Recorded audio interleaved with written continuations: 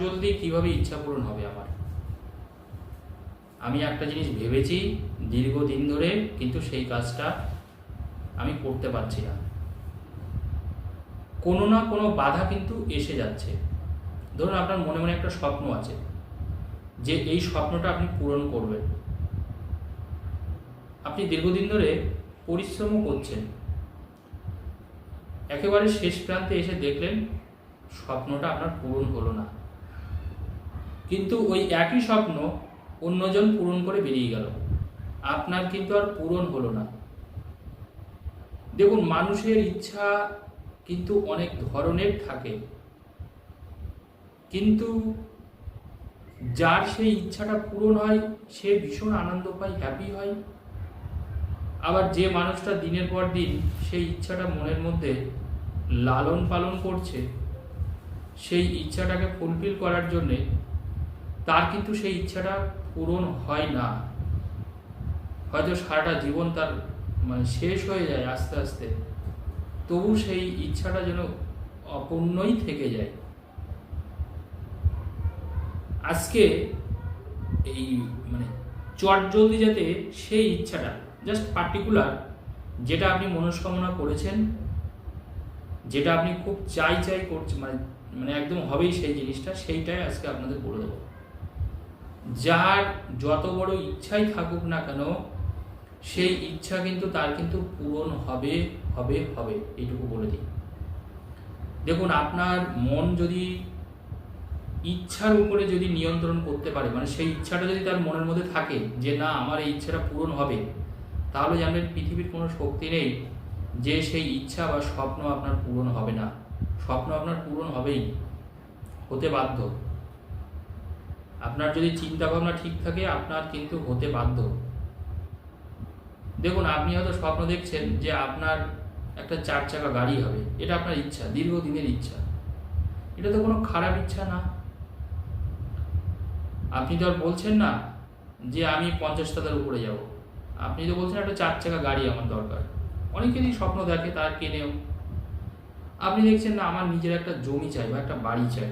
হতে পারে আপনি হয়তো রেন্টে থাকেন, ভাড়ায় থাকেন, বা অন্য কোথাও আত্মীয় স্বজনের বাড়িতে থাকেন, নিজের একটা বাড়ি, এটা তো আপনার স্বপ্ন হতেই পারে। আপনি চাইছেন আপনার সন্তানের একটা ভালো চাকরি হোক, এটা আপনার স্বপ্ন। আপনি 6 মাস ধরে চেষ্টা করে যাচ্ছেন, কিন্তু কোনোভাবে তার সেই চাকরিটা হচ্ছে না, সে বেকার হয়তো বাড়িতে বসে আছে। আজকে একটা উপায় আমি বলে দিচ্ছি আপনাদের, প্রত্যেকে করবেন। যার যার স্বপ্ন আছে, যার যেটা ইচ্ছা আছে, মনে রাখবেন ভগবান মহাদেবের নামটা শুধু বলে কাজটা শুরু করবেন। শ্রাবণ মাস কিন্তু এখনো চলছে। শ্রাবণ মাস কিন্তু জানবেন মহাদেব কিন্তু কাউকে খালি হাতে ফেরান না, মনে রাখবেন। তিনি কিন্তু দয়ার সাগর, এবং মহাদেবের জানবেন তিনি কিন্তু অল্পতে সন্তুষ্ট হয়, খুব বেশি কিছু কিন্তু লাগে না মহাদেবকে সন্তুষ্ট করতে।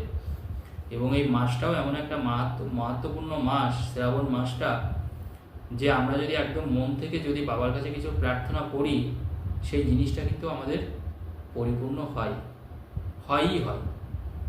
তো আপনি কি করবেন, আপনার এই স্বপ্ন পূরণ করার জন্য, ইচ্ছা পূরণ করার জন্য, যে কোনো স্বপ্ন আপনার হতে পারে, আপনার অর্থের স্বপ্ন হতে পারে, আপনার ভালোবাসার স্বপ্ন হতেই পারে, ভালোবাসার ইচ্ছা আপনার আছে, সাড়া দিচ্ছে না হয়তো। হতে পারে আপনার হয়তো বিদেশ যাওয়ার ইচ্ছা আছে, দীর্ঘদিন ধরে আপনি চেষ্টা করছেন, সব কিছু ডকুমেন্টস বের করছেন, পাসপোর্ট বের করছেন, বিদেশে যাবেন, হয়তো কোনো কাজের জন্য যাবেন বা কোনো চাকরির জন্য যাবেন, আরও ভাগ্য জীবনে বড় হওয়ার জন্য যাবেন, কিন্তু কোনোভাবে কোনো যোগাযোগ করতে পারছেন না যে কার মাধ্যমে যাবেন, বা যারা হয়তো আপনাকে বলেছে নিয়ে যাবে, এখন হয়তো তারা বেঁকে বসেছে, তারা বলছে যে না এখন আর আমি নিয়ে যেতে পারবো না বা হবে না, হতেই পারে। তো মোট কথা, আপনি কোনোভাবে সেটা পারছেন না, তাহলে আপনি কি করবেন? খুব সহজ উপায় আপনাদের বলে দিচ্ছি আমি, এটা আপনারা করুন, প্রত্যেক দিন করুন, আপনার স্বপ্ন পূরণ হবে হবে হবে। কি করবেন? আপনারা একটা কাগজ নেবেন, একটা কলম নেবেন, লাল কালির কলম, একটা কাগজ, একটা লাল কালির কলম নেওয়ার পরে আপনি লিখবেন 12, 1 2, সেটা হচ্ছে 12। 12 লিখে ওম নমঃ শিবায় আবার 12। তাহলে প্রথমে 12 লিখলেন, 12 ওম নমঃ শিবায় আবার 12, বোঝাতে পারলাম? 12 লিখলেন। এবার অনেকে বলতে পারে আমি কি ইংলিশে লিখবো না বাংলায় লিখবো? দেখুন, যেটা আপনার সুবিধা হয়। মেন হচ্ছে আপনাকে 12 লিখতে হবে, এটা মাথায় রাখতে হবে। সেটা ইংলিশেও হতে পারে, বাংলাও হতে পারে। তাহলে 12 লিখলেন, তারপরে লিখে দিলেন ওম নমঃ শিবায়, আবার লিখলেন 12, আবার নিচে আসলেন, মানে প্রথমে লিখে দিলেন 12 ওম নমঃ শিবায় 12, আবার নিচে আবার লিখলেন ওই একই জিনিস 12 ওম নমঃ শিবায় 12, মানে ওম নমঃ শিবায় হয়ে গেল, তারপরে আবার 12 লিখলেন, আবার নিচে লিখবেন। এইভাবে আপনি 12 বার লিখবেন। এইভাবে আপনি 12 বার লিখবেন। কতদিন কাজটা করতে হবে, মানে কতদিন লিখতে হবে? ঠিক মাত্র আপনি 3 দিন লিখবেন, 3 ডেজ। 3 দিন এইভাবে 12 বার, 12 ওম নমঃ শিবায় 12 লিখলেন প্রথম দিন, দ্বিতীয় দিন 12 লিখলেন, আবার ওম নমঃ শিবায় 12, এইভাবে 12 বার লিখবেন। কিন্তু ওটা এইভাবে 12 বার লেখা হয়ে গেল, আপনার মানে যে ইচ্ছা আছে সেটা বললেন, কাগজটা রেখে দিলেন, আবার একটা নতুন কাগজ নিলেন।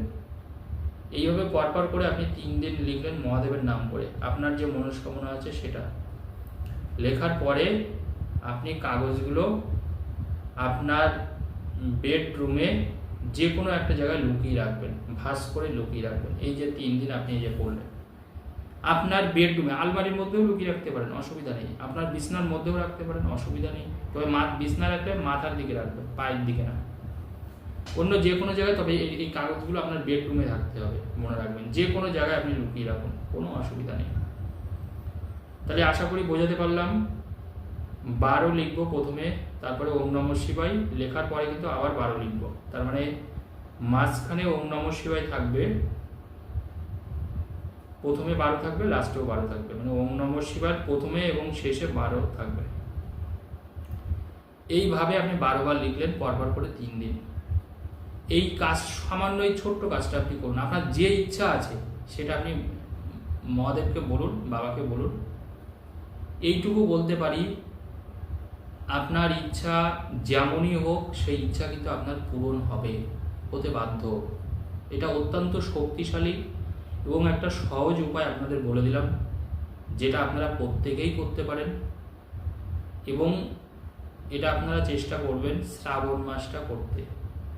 এবার একটা কথা বলে দিই, ধরুন আপনি শ্রাবণ মাসে কাজটা করলেন, খুব ভালো। শ্রাবণ মাসে করলে তো কোনো কথাই নেই, কাজ তো একদম 100-100। এবার দেখা যাচ্ছে শ্রাবণ মাস হয়ে গেল, শ্রাবণ মাস পরে একটা অন্য মাস আসলো, শ্রাবণের পরে তো কি শ্রাবণ, আষাঢ়, শ্রাবণ, ভাদ্র। এবার দেখুন, যদি আপনারা ভিডিওটা যদি অন্য সময় দেখেন, সেই ক্ষেত্রে একটা কথা বলে দিই, অন্য দিন যদি করেন তাহলে যে কোনো সোমবার থেকে কাজটা শুরু করবেন। যদি মনে করেন আপনারা অন্য সময় করছেন, শ্রাবণ মাসটা পেরিয়ে যাবার পরে, শ্রাবণ মাসে করলে যে কোনো দিন কাজটা শুরু করতে পারেন। শ্রাবণ মাসটা যদি পেরিয়ে যায়, সেই ক্ষেত্রে মনে রাখবেন যে কোনো সোমবার কাজটা শুরু করতে হবে। অন্য কোনো দিন সোম, মঙ্গল, বুধ করবেন, ব্যাস 3 দিন করলেই হয়ে গেল। অন্য কোনো দিন কাজ করলে কিন্তু কাজের ফল আসবে না। ধন্যবাদ, সবাই ভালো থাকুন।